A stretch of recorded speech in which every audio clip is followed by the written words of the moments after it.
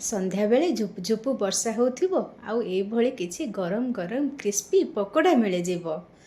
पतिदेवंकु चा आ मुढ़ी सहित एभଳି गरम गरम क्रिस्पी कॉर्न पकोड़ा धरई देली। पतिदेव कहले, वाह बढ़िया, वर्षा को ए पकोड़ा जमी गला। एई वर्षा दिने मक्का भी बढ़िया मिलुचे, तेणु आज मु आपणक सहित शेयर करी क्रिस्पी कॉर्न पकोड़ार रेसिपी। मोर ए प्रवीणास हेरिटेज किचन को आसतु आउ ए झुपु झुपु वर्षा सहित क्रिस्पी कॉर्न पकोड़ार मजा नियंतु। कॉर्न पकोड़ा पई आमर आग दरकार मेन इंग्रेडिएंट मक्का। मो पाखरे एठी फ्रोजन मक्का थिला, मु से फ्रोजन मक्कारु एठी गोटे कप नेची। आपणक पाखरे जदि गोटा मक्का अछि ताहले ताकु छड़ेइकी एभଳି मक्का को नै जिवे। ता सहित मोर पाखरे गोटे आलू सिझा थिला, मु से आलू सिझा को एमती मास कर देइकी नै जाइछे। या सहित आम नहीं जावा किसी कंचा लंका को चुन चुन करी काटी, गोटे पियाज को मध्य चुन चुन करी काटिकी नहीं जावा। ता सहित किसी धनिया पत्र और भुसंगा पत्र। धनिया पत्र भुसंगा पत्र बास्नाटा क्रिस्पी पकोड़ा रे बढ़िया मजा आसीबो। तापर स्वाद पई लुण, टिके नाकु हलदी गुंड, लंका गुंड अल्प टिके आम कंचा लंका पकेजे, तेणु लंका गुंड आपणको पसंद हिसाब रे पकेबे। तापर एठी मु नेचे जीरा गुंड, ता सहित चाट मसला पाउडर आउ अल्प टिके बीट लुण बा कला लुण। मुझे लुण पकईचे स्वाद अनुसार आ टिके कला लुण देले यार पकोड़ार बढ़िया बास्ना आसीबो। आ बाइंडिंग पे एठी मु नेची 3 चामच बेसन और 2 चामच चावल चूना। बर्तमान आम को हाथ में भल भाव चकटिकी मिसई नवा। आपड़ जदि चाहिए पानी दरकार ताहले मात्र 2 ରୁ 3 चामच पानी देवे, बेसी पानी देवेनि। और पानी भी प्राय दरकार पड़ोनी, सेमती हो। देखो ये मोर केते सुंदर हो जाउची।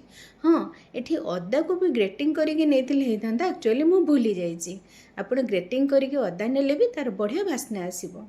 आमर तो ये चकटा चकटी हो गला। देखो केते बढ़िया मोर चकटी हो गला। मुझे पानी व्यवहार करनी। आपड़ जदि आ टिके बेसन अधिक हो जाउची कौन ताहले अल्प टिके आपण पानी व्यवहार करिनेबे। तापर तेल हाथ भलरे हो जिबा। तापर एथिरु अल्प किछि किछि नै आम एमती टिके आकार रे सब तैयारी करि नबा। देखंतु केते सुंदर हमर हाथ रे भी लागिबनी। तेल हाथ हो गले बढ़िया रे हमर गोल गोल हेके टिके तैयारी हो जिवो। एबळे आमे सब तिकरु तैयारी करि नबा। ये रेसिपीटी तैयारी करबा पई एते कष्ट पड़िबनी। जदि आपनक पाखे फ्रोजन मक्का अछि ताहले संग संग हो जिवो। जदि गोटा मक्का ताहले आपण टीवी देखला समय ताकू छड़ेकी रखी देथिबे। आउ जेते बेले इच्छा 10-15 मिनिट भितर एभली टिके तैयारी करदेवे। देखंतु मु ए जतेक सब चकटी थिली ता देहरु ए सब टिके तैयारी कर देछि। टिके तो तैयारी हो गला। एथर भाबुथिबे आमे ताकू छाणीबा। जदि एमिति डायरेक्ट छाणीबा तेल बहुत टाणीबो। तेल न टाणीबा पई आमे ए सब को 5-7 मिनिट आको सिझाई दबा। मु टिके तैयारी करबा समय रे गोटे ग्लास पानी दे गोटे इडली छांच को गरम कर देथिली।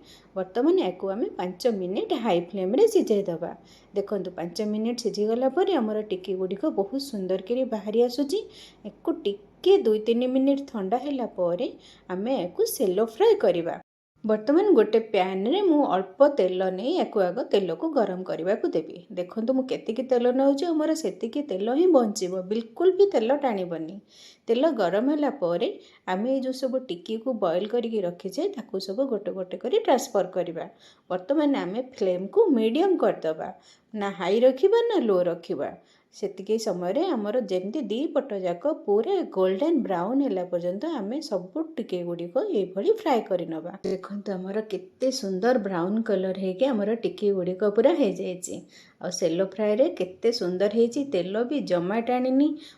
ऊपर क्रिस्पी, भीतर नरम, मक्कार टिके स्वीटनेस आ ता सहित हम मसलार बास्ना। आह, कॉर्न पकोड़ाटी सतरे बहुत बढ़िया हेछि। आपन को देखि भी इच्छा हलानी ना, ताहले विलंब काहेकि? जल्दी जल्दी एभली मक्का आनंतु, घरे तैयारी करंतु आ कमेंट्स रे जणांतु प्रकृत रे क्रिस्पी कॉर्न पकोड़ाटी केमिति हेछि।